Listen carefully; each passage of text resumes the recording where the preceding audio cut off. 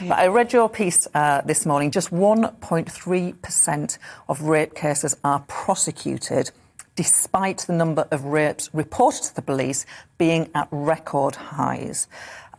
Isn't that the fault of the Crown Prosecution Service rather than the government? Look, I mean, it's a truly shocking statistic that it is deeply concerning. Thinking about the Crown Prosecution Service, I mean, they lost a third of their staff between 2010 and 2019 under this government, and that will play a part in all of this. But also, when I speak to victims, what they say is that they don't feel the system is working for them. They don't feel that the criminal justice system is working for them. They feel as though it's working against them.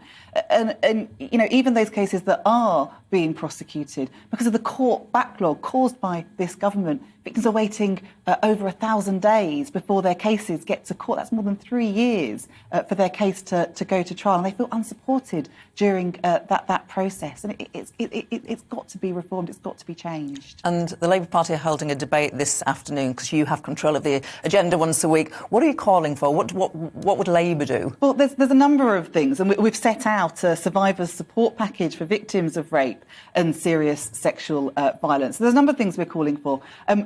First of all, legal advocates for victims of rape, so that there is someone with them every step of the way, from reporting crime at the police station right through to trial, enabling rape victims to give their evidence pre-recorded and be cross-examined pre-recorded, so they're not waiting years and reliving the trauma and the stress. And then we're saying to the government, look, you need to carry out an urgent review into setting up specialist rape courts to fast-track these cases through the system. And at the end of all of that, we've got to show the seriousness of this crime by introducing minimum sentences for rape, because there aren't minimum sentences for rape at the moment. And now, I mean, you're right, which is also shocking. You're suggesting a new statutory minimum sentence of 7 years to better reflect the seriousness of the crime.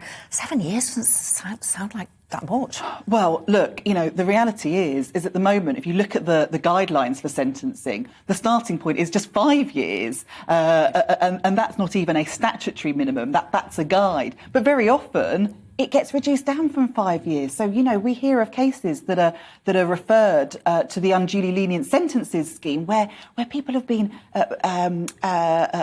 given sentences of 2 to 5 years for rapes. I mean, these are incredibly serious crimes. Lives are destroyed because of them. At the moment, there's no minimum at all. So, by setting a minimum sentence, it sets a clear message that things need to change, and we're tackling the issue of rape.